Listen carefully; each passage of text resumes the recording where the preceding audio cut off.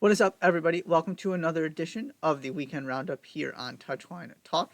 Thank you so much for tuning in, and be sure to hit that subscribe button so you don't miss any of the content going up on the channel. Olympic soccer officially underway on both the men's and women's side. Wild start between Argentina and Morocco for the men. You've got drone spying on the women's side, both U.S. teams in action, so plenty to get to here. And I do want to start with what has happened to Canada and specifically the women's team at the Olympics. Coach Ben Priestman suspended for a year, 6-point deduction because of this drone spying scandal that seems to carry over well beyond just the Olympics, and still trying to figure out exactly the extent to which this has been happening and everybody who is involved in all of the details there. But from an Olympic standpoint, Canada docked 6 points. I want to talk about that part second. I want to give some general thoughts about this first and then more about the Olympic impact. One of my things when cheating scandals like this happen, whether it's this, whether it's the Michigan sign stealing scandal in football, whether it's, to a certain extent, Deflategate, any one of these kind of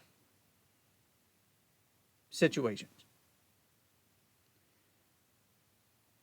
One of my first questions or first things I think about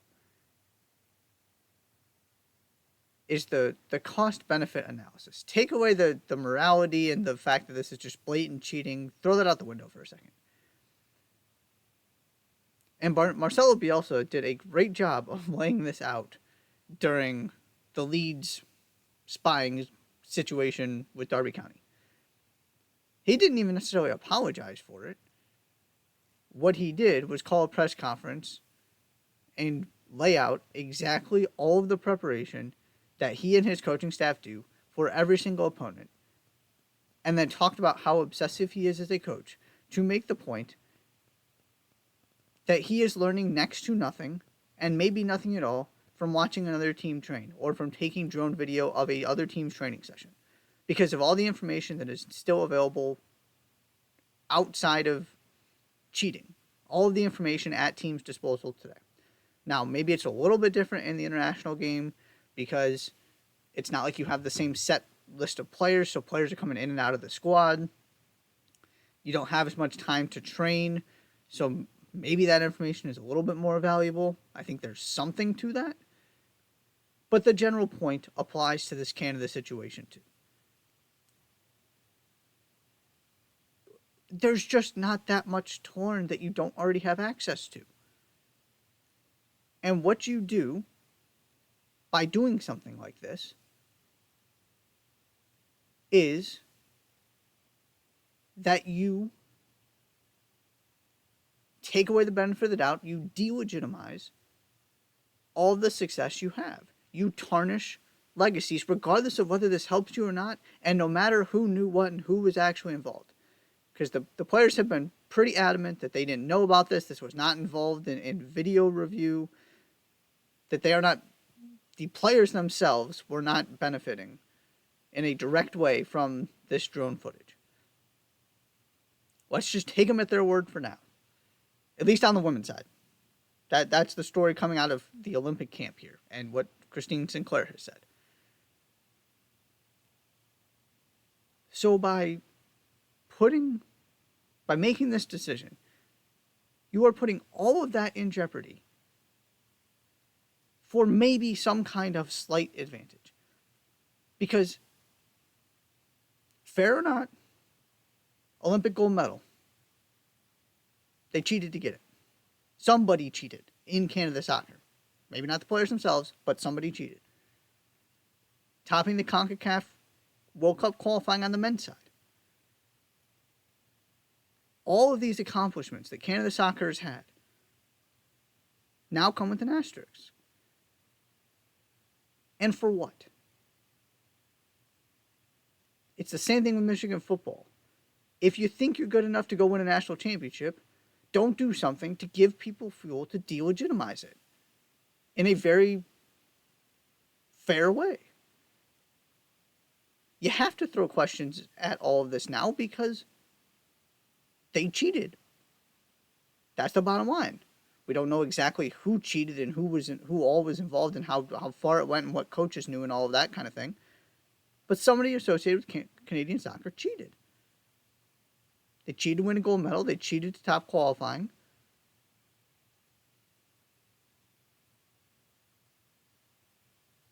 And so that goes then to the second part of this, which is the actual punishment for the women's team at the Olympics, which to me FIFA got spot on. Because I feel like you have to trust the players. Because actually, let me rephrase that. You don't have to trust the players. You have to be 100% confident that players were somehow involved in this to kick them out of the Olympics. Because being an Olympian matters, the opportunity to play in the Olympics matters. That is a huge step to take. And you also have the fact that this came out before their first game, that Bev Priestman had already voluntarily excused herself from it, that Canadian soccer has been pretty open about the information they are learning. They're trying to do the right things now. Does that excuse it? Of course not. But to me, kicking the team out, especially when they are saying that the players were not involved in this, would be too far on one side. The other side of this is that this needs to stop. And there have to be severe consequences for this. And that means going beyond punishing individuals who were involved or individuals who were ultimately responsible as the leaders of the program, a.k.a. Bev Priestman.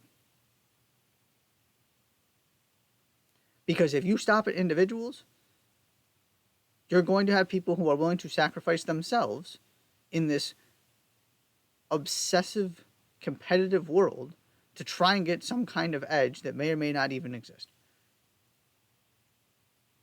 The only way to put a real marker down and make people think twice about doing this and to really deter people from cheating is to make the punishment unfair. To not just punish the individuals, but to make the collective responsible. And it is not fair to the players, again, assuming that they were not involved in this, that they're telling the truth, that they didn't see this footage, maybe they didn't even know it was happening. Just for now, let's take them at their word. Of course it's unfair to go dock them 6 points and to more or less throw them out of the Olympics. And that's the whole point, is that it had to be unfair. There have to be consequences beyond individuals, or else the risk calculation changes. Because you look at this now, for what was gained and the price that Canada is paying, it is absolutely not worth it. And it has to be that way to deter people from doing it again, or to stop them from doing something similar. Now, Canada have overcome this 6-point penalty. At the same time, the U.S. women were beating Germany. Canada got a come-from-behind win against France. Dramatic goal, 12 minutes into stoppage time, I believe it was, to keep their hopes alive. And that game, to me, is why you had to let these players continue to play. Again, operating in a world where they were not the ones involved in this.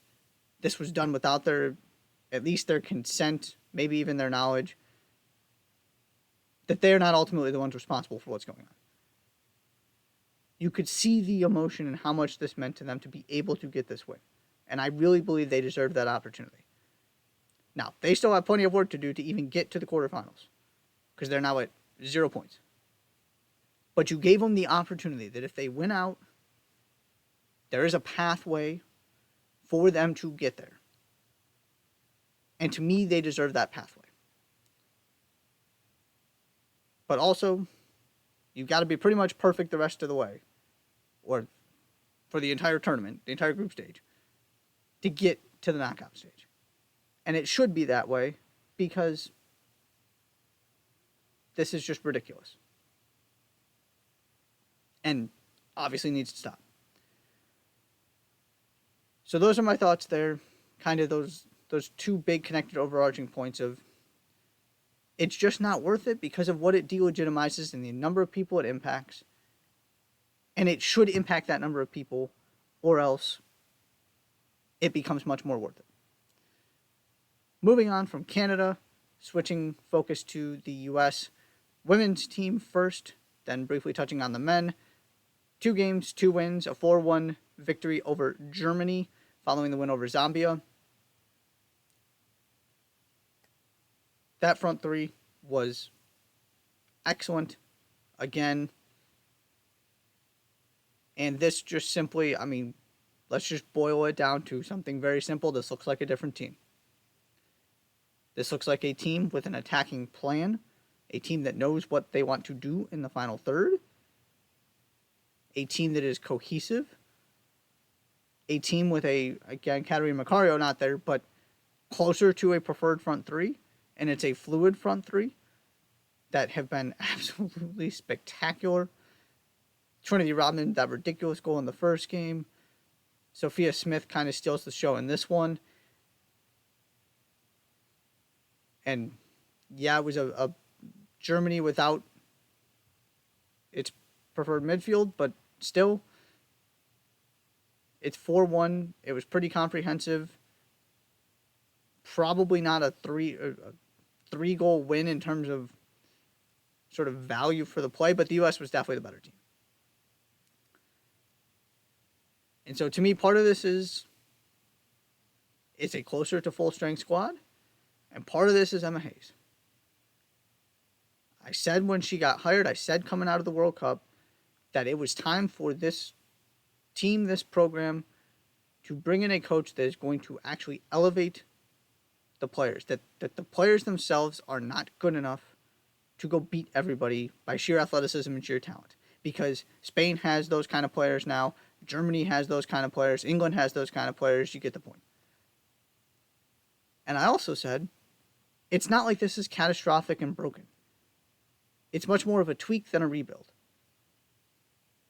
They just need to elevate themselves to that next level.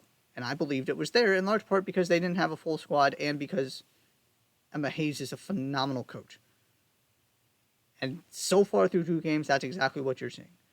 And the final thing I'll point out here is that first goal. It's a very simple thing, but you gain the advantage on the right side through Trinity Rodman. The ball is cut back. Mal Swanson makes a run to the near post, which brings the defender over, which then allows Sophia Smith to make the run to the far post and slot the ball home. All 3 attackers knew exactly what they needed to do. No hesitation. And it leads to a goal because once you have that advantage, if you execute with that kind of talent, you're going to score more often than not. If you can put the ball in the back of the net, which has been a problem for this team sometimes. But they've scored 7 goals in 2 games in the Olympics. They scored as many goals against Germany as they did at the entire World Cup. It just looks and feels completely different. There seems to be a plan, confidence in the plan, and a team that just looks like the U.S. women's national team again. It's 2 games. I think there was too much of an overreaction into the sky is falling after the World Cup. Let's not go too far the other direction and go, oh, they are way better than everybody else right now, and clearly the best team in the world again. There's a lot of, Emma Hayes will be the first one to tell you there's a lot that needs to happen before that conversation starts being part of the discussion. But through 2 games, you really can't have asked for much more. It has been awfully impressive and really reassuring and a testament to just how impressive the job Emma Hayes has done is in such a short amount of time. On the men's side, a couple real quick thoughts. 2 games in, 1 win, 1 loss. The 3-0 defeat to France was not a 3-0 defeat that was deserved. They were much better than that, maybe even the better team. It was ultimately the final third. It was France's individual quality that decided that game. So you can take it as a moral victory, but that doesn't really exist in this kind of tournament. You have a loss in your first game and you're down 3 in goal difference. You have got to go step up in game 2, and that is exactly what the U.S. did. 3 goals in the first 30 minutes, 4-1 win over New Zealand. You've got some of your overage players getting on the score sheet. Paxton Aronson finishes it off. And so now,